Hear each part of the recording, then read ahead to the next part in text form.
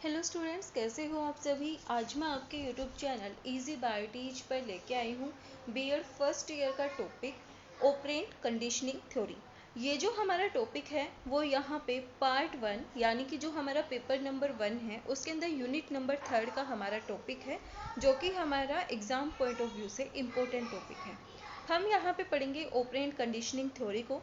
यहाँ पे हमें बताया गया है, यहाँ पे मतलब हमें क्वेश्चंस दिए गए हैं, इन वे से हमसे ये क्वेश्चन पूछा जा सकता है एग्जाम के अंदर। एक टाइप है जैसे कि ऑपरेंट कंडीशनिंग थ्योरी क्या होती है, उसकी एग्जाम्पल्स और उसकी जो एजुकेशनल इम्प्लीफिकेशंस हैं वो हमें यहाँ पे डिस्कस करनी है। या फिर हमसे कंप्लीट थ्योरी डिटेल के अंदर पूछी जा सकती है, या फिर हमसे यहाँ पे पूछा जा सकता है meaning and type of operand conditioning theory.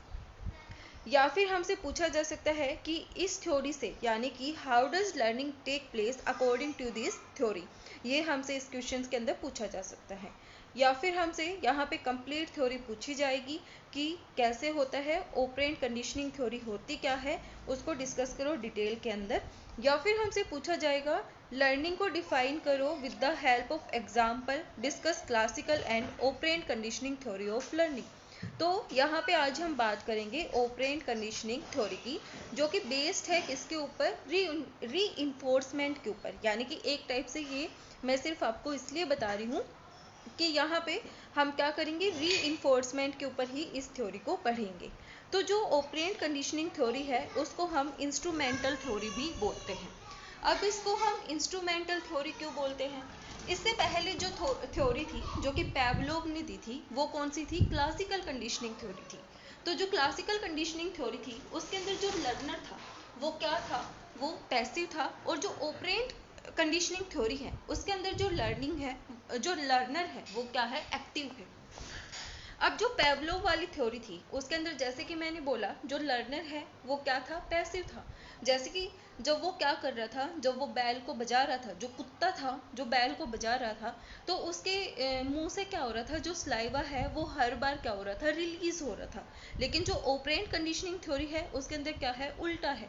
तो इस वजह से यहाँ पे क्या है, जो लर्नर है वो एक्टिव है। तो सबसे पहले जो ऑपरेंट कंडीशनिंग थ्योरी है उसको हम इंस्ट्रूमेंटल थ्योरी भी बोलते हैं। Instrumental conditioning is also known as operant conditioning theory.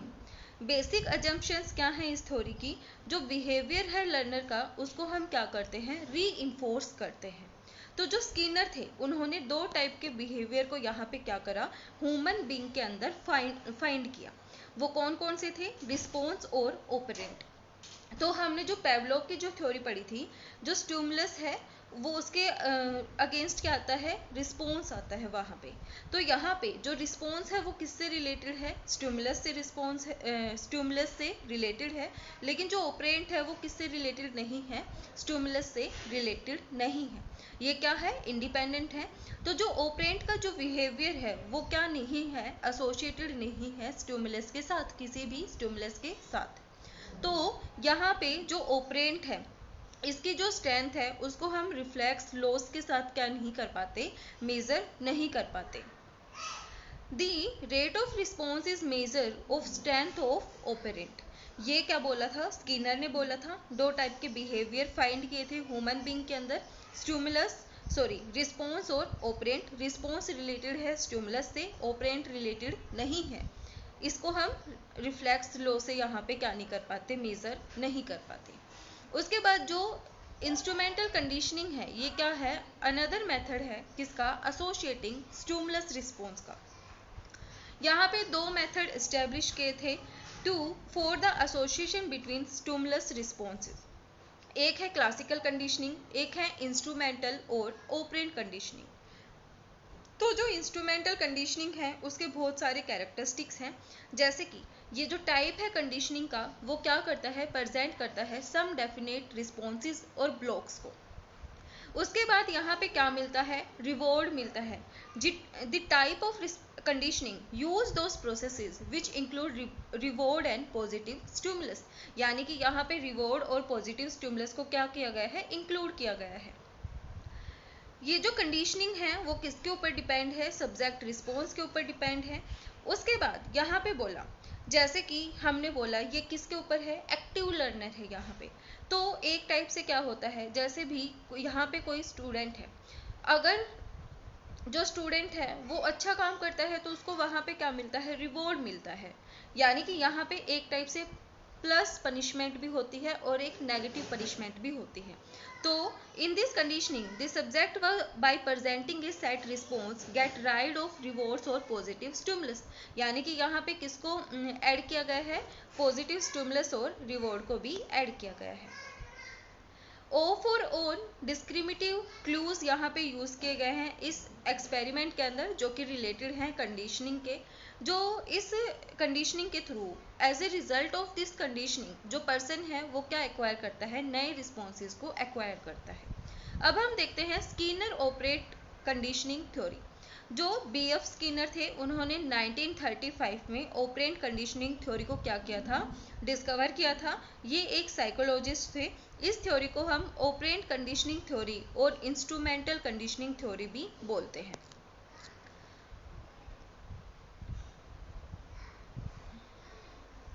यहाँ पे क्या था, जो लर्निंग है उसको हम क्या बना रहे थे, इफेक्टिव बना रहे थे by the help of reinforcement. अब देखते हैं हम characteristics of operand conditioning theory.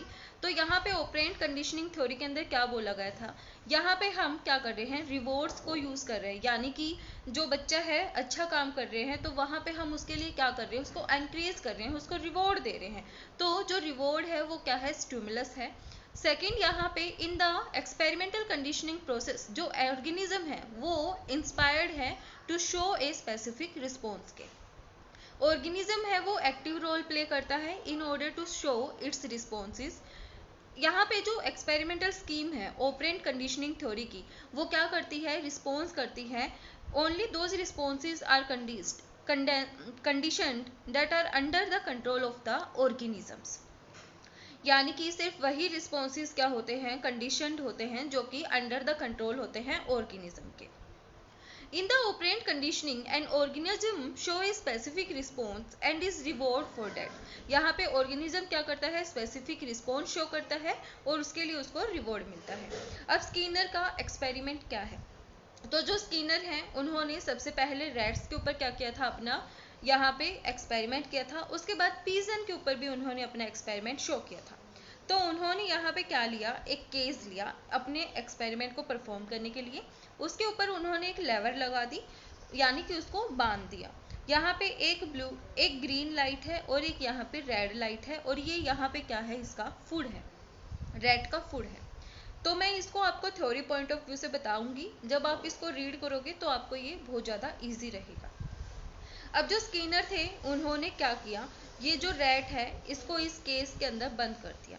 जब इन्होंने इसके अंदर बंद कर दिया तो इन्होंने यहाँ पे क्या करा, एक फूड रख दिया और उस फूड को क्या करा, एक लेवर के साथ बांध दिया और उस लेवर को यहाँ पे फूड रैट के पास अंदर छोड़ दिया।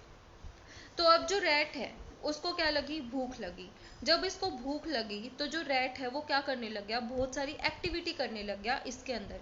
यानी कि वो इधर उधर मतलब घूमने लग गया, वो अपने पैरों से इसको क्या करने लग गया, खुरेदने लग गया कि मुझे कैसे भी करके ये खाना मिलना चाहिए। तो जो रैट है उसने अपने सारे जो पॉसिबल जो तरीके थे जिसके थ्रू वो क्या कर सकता था, इस फूड को कंज्यूम कर सकता था, वो उसने कर लिए। फिर क्या हुआ, बाई चांस जो रैट है उससे जो ये लेवर थी ये क्या हो गई, प्रेस हो गई। प्रेस हुई तो इसको क्या मिला, यहाँ पे खाना मिला, मतलब फूड का एक पैलेट मिला। तो इसको पता चला, मतलब ये चीज़ें ये धीरे धीरे करता रहा, इसको पता चला कि अगर मैं इस लेवर को प्रेस करूँगा तो मुझे यहाँ से फूड मिलेगा।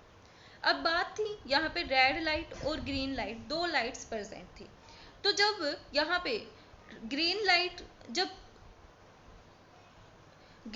जब जलती थी तो जो रैट है उसको क्या मिलता था, फूड मिलता था। लेकिन जब यहाँ पे जो रेड लाइट है वो जलती थी तब क्या होता था, जो माइस है, जो रैट है, उसको क्या लगता था, इलेक्ट्रिक करंट लगता था। तो यहाँ पे जो रैट है उसको क्या पता चल गया कि जब ग्रीन लाइट जलेगी, ग्रीन लाइट चसेगी, तब मुझे क्या मिलेगा, तब मुझे फूड मिलेगा। तो जो रैट है वो सारे क्या करने लग गया, मतलब उस चीज़ का आदी हो गया, उसको आदत पड़ गई कि जब मैं इस लेवर को प्रेस करूँगा तो मुझे यहाँ पे क्या मिलेगा, मुझे यहाँ से फूड मिलेगा, यानी कि मुझे यहाँ पे रिवॉर्ड मिलेगा। तो उसको वो उस चीज़ की क्या हो गई, आदत हो गई, वो वही यहाँ पे करने लग गया। तो यहाँ पे ये बोला as the trial increase the tendency to press the lever also increase. जैसे कि यहाँ पे जो ट्रायल्स हैं वो क्या हुए, इंक्रीज हो गए। जो रैट है वो बार बार क्या करने लगा, लेवर को प्रेस करने लगा, तो उसको पता चल गया कि मुझे यहाँ से क्या मिलेगा, खाना मिलेगा। तो जैसे टेंडेंसी, ट्रायल की टेंडेंसी इंक्रीज हुई, वैसे ही लेवर को प्रेस करने की टेंडेंसी भी क्या हो गई, इंक्रीज हो गई। Learning was measured against the interval of time the rate took to press the lever. In this experiment, it was seen how many times the rat would press the lever in order to get food during a definite period of time. यानी कि जो rat है कितनी बार यहाँ पे लेवर को press करता है फूड को डेफिनेट पीरियड ऑफ टाइम में लेने के लिए। द रिवॉर्ड यानी कि फूड और रीइंफोर्समेंट्स ये क्या करता है, प्रोवोक करता है some responses in the rat. Rat trying again and again resulted from reinforcement, यानी कि रीइंफोर्समेंट यानी कि बिहेवियर। तो ये चीज रैट के क्या आ गई, बिहेवियर में आ गई कि जब मैं लेवर को क्या करूंगा, प्रेस करूंगा तो मेरे को खाना मिलेगा। तो ये क्या था, स्किनर का एक्सपेरिमेंट था। अब जो स्किनर है उन्होंने दो टाइप से बिहेवियर को क्या किया है, इस एक्सपेरिमेंट के अंदर डिस्क्राइब किया है, रिस्पोंडेड बिहेवियर और ऑपरेंट बिहेवियर। तो रिस्पोंडेड बिहेवियर इंटरनल और इंडिविजुअल बिहेवियर होता है, जिसको हम स्टिमुलेट कर देते हैं स्टिमुलस की हेल्प से।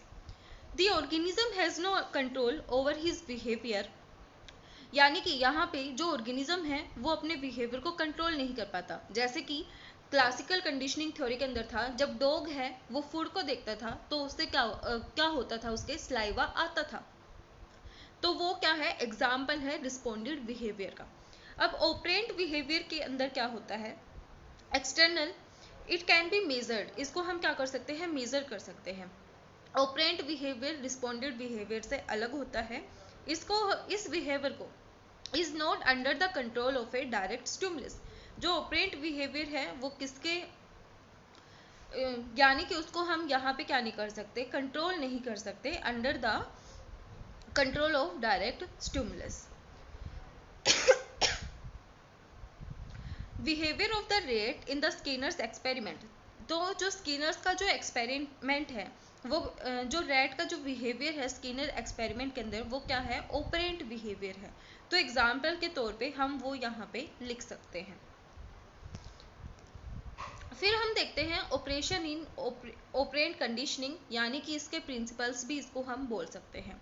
तो जो शेपिंग है वो हमारा फर्स्ट प्रिंसिपल है, वो ऑपरेंट कंडीशनिंग के अंदर इम्पोर्टेंट रोल प्ले करती है। यहाँ पे जो हम शेपिंग को यहाँ पे इम्प्लाई करते हैं, तो जो ऑर्गेनिज्म का जो बिहेवियर है उसको हम क्या कर सकते हैं, अपने तरीके से यहाँ पे मॉडिफाई कर सकते हैं with the help of reinforcement. यानी कि रीइंफोर्समेंट के तौर पे हम यहाँ पे क्या कर सकते हैं, जो ऑर्गेनिज्म का बिहेवियर है उसको हम यहाँ पे मॉडिफाई कर लेंगे। जैसे कि एक मड की बॉल है, मड बॉल यानी कि रेत की एक बॉल है, उसको हम अपनी फॉर्म में क्या कर सकते हैं, शेप दे सकते हैं। वैसे ही according to the Skinner with the help of reinforcement हम किसी भी ऑर्गेनिज्म के बिहेवियर को शेप दे सकते हैं। जैसे कि स्किनर ने सोचा जो पिजन है वो डांस करे एंड प्ले करे पिंग पोंग, तो इसी तरीके से उन्होंने बोला जो पर्सन का बिहेवियर है उसको हम मॉडिफाई कर सकते हैं with the help of reinforcement. यहाँ पे एग्जाम्पल दिया, एक बच्चा है, छोटा बच्चा है, उसको हमने आदत डालनी है सुबह जल्दी उठाने की। जब हम उसको जल्दी उठाएंगे तो वो बच्चा क्या करेगा, रोएगा। लेकिन जब हम उसको यहाँ पे चॉकलेट देते हैं तो जो बच्चा है वो क्या होता है, खुश होएगा और वो क्या करेगा, मतलब नेक्स्ट डे से सोचेगा कि मेरे को जल्दी उठना है, मेरे को चॉकलेट मिलेगी। तो उससे हम क्या कर सकते हैं, उसको शेप दे सकते हैं उसके बिहेवियर को। एक्सटेंशन क्या होता है, स्किनर ने बोला जैसे रैट है उसको यहाँ पे कॉन्टिन्यूसली क्या मिल रही है, जब वो लेवर को प्रेस कर रहा है उसको फूड मिल रहा है। लेकिन अगर बार बार वो लेवर को प्रेस करेगा और उसको यहाँ पे क्या नहीं मिलेगा, फूड नहीं मिलेगा, तो उसका जो बिहेवियर है वो क्या हो जाएगा, उसकी तरफ शिफ्ट हो जाएगा। यानी कि अगर मैं इसको प्रेस भी करूंगा तो भी मुझे खाना नहीं मिलने वाला। स्पॉन्टेनियस रिकवरी क्या होती है, जिसके अंदर जो एक्सटेंड जो बिहेवियर है वो क्या हो जाता है, एकदम से डेवलप हो जाता है दोबारा से। जैसे कि हमने पढ़ा है एक्सटेंशन के अंदर, अगर जब रैट है वो लेवर को प्रेस कर रहा है, उसको खाना नहीं मिल रहा, ठीक है, तो वो क्या हो गया, एक्सटेंड हो गया। लेकिन जब हम उसको खाना देने लगते हैं तो वो क्या हो सकता है, दोबारा से भी डेवलप हो सकता है। फिर है री।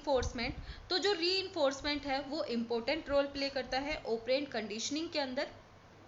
यहाँ पे हम क्या करते हैं, बिहेवियर को स्पेसिफिक डायरेक्शन देते हैं विद द हेल्प ऑफ री। तो जो री है वो पॉजिटिव और नेगेटिव दो टाइप से है। पॉजिटिव री के अंदर हम क्या करते हैं, पॉजिटिव पनिशमेंट देते हैं। जैसे कि पॉजिटिव पनिशमेंट हम किसके लिए देते हैं, अच्छे के लिए यहाँ पे करते हैं।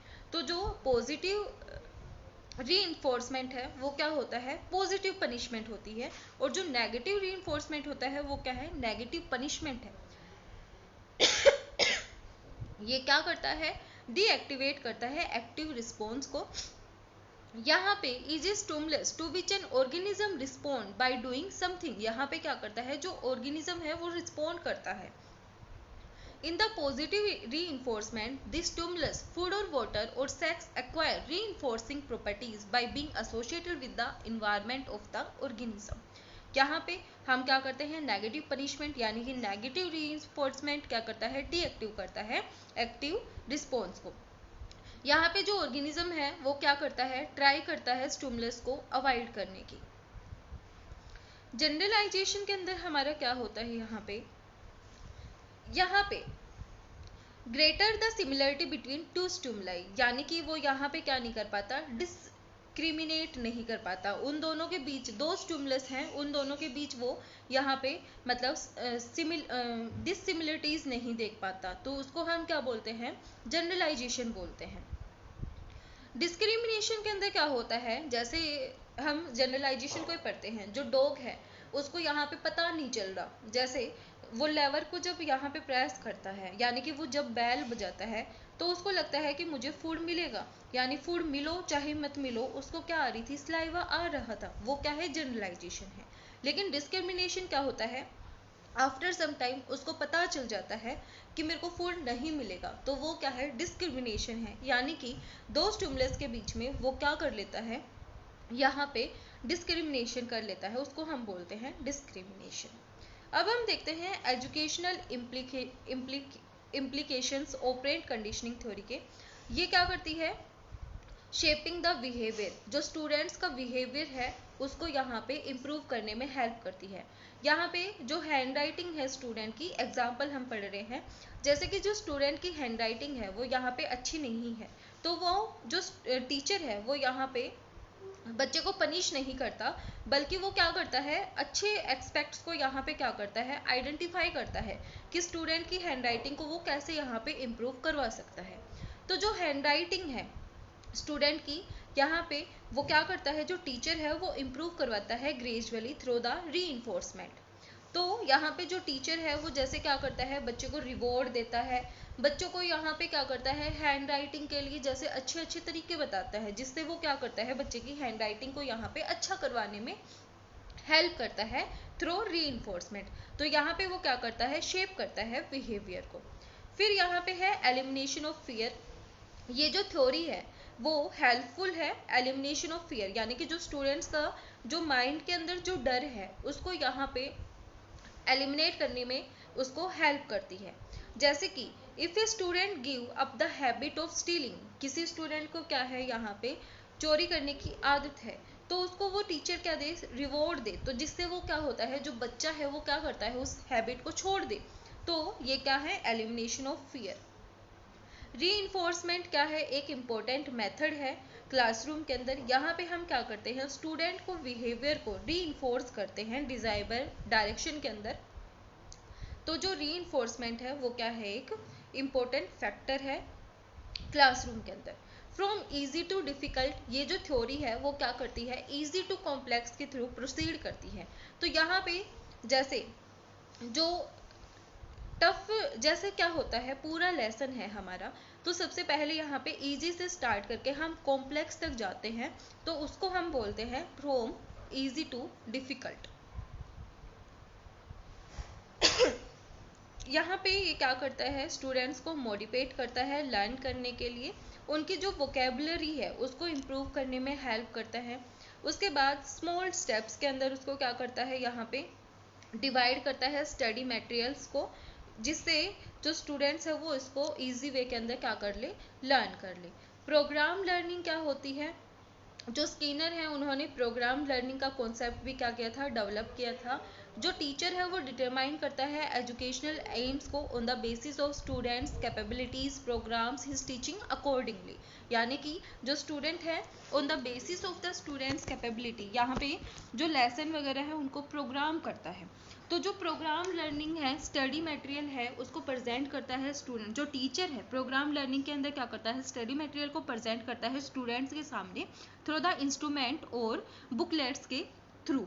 तो जो ये मेथड है वो इसको हम ज़्यादा यूज़ करते हैं the study of science and mathematics के अंदर।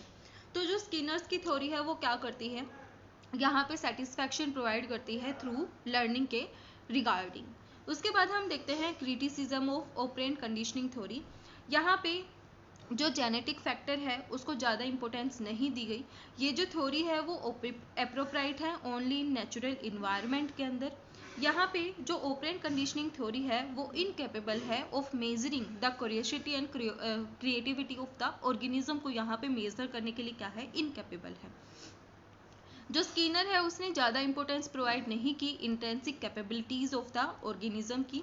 जो ऑपरेंट कंडीशनिंग थ्योरीज है वो less emphasis on mechanisation and the organism in it treated as a machine, यानी कि यहाँ पे ये क्या करता है, जो ऑर्गेनिज्म है उसको ट्रीट करता है मशीनरी के जैसे। तो जो ऑपरेंट कंडीशनिंग थ्योरी है ये इसका क्या है, क्रिटिसिज्म है। This theory is not successful in comprehending the depth of the mind. तो ये थी हमारी यहाँ पे ऑपरेंट कंडीशनिंग थ्योरी, जो कि हमने यहाँ पे लक्ष्मी पब्लिकेशन की बुक से हमने क्या की है, रीड की है। और ये जो बुक है हमारी एग्जाम पॉइंट ऑफ व्यू से इम्पोर्टेंट है, चाहे किसी भी यूनिवर्सिटी के पेपर हो, CRSU हो, MDU हो, IGU, GJU, CBLU, सभी के अंदर क्या होती है, इसी बुक्स के अंदर से पढ़ा जाता है। तो ये सभी के लिए क्या है, इम्पोर्टेंट है। वीडियो पसंद आए तो लाइक शेयर एंड सब्सक्राइब जरूर करना। Thank you.